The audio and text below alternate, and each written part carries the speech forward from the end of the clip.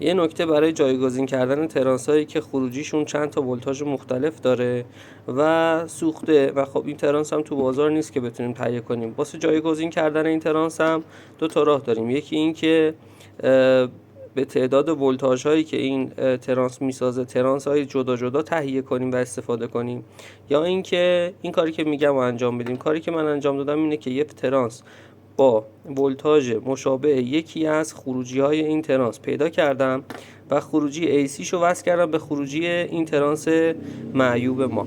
الان که میبینید اینجا 12 ولت ماست که همونطور که میبینید 12 ولتمون ثابته.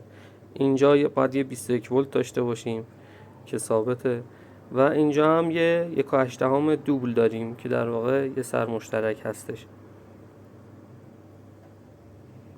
این یک سرش، این هم یک سرش.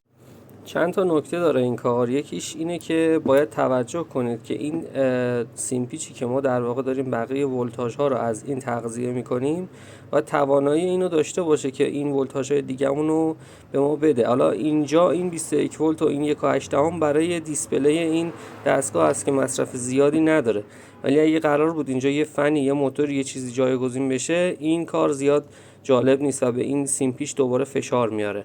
نکته بعدی اینه که تو این حالت باید دقت کنید که این سیم پیچ اولیه این ترانس سوخته اتصال نباشه، یا اگر اتصال بود حتما با یه تیغی، با یه چیزی این ترانس و این قسمت سیم پیچ رو کاملا بشکافید تا اینجا مداری نباشه که بخواد این ترانس رو تغذیه کنه و ازش فشار بکشه.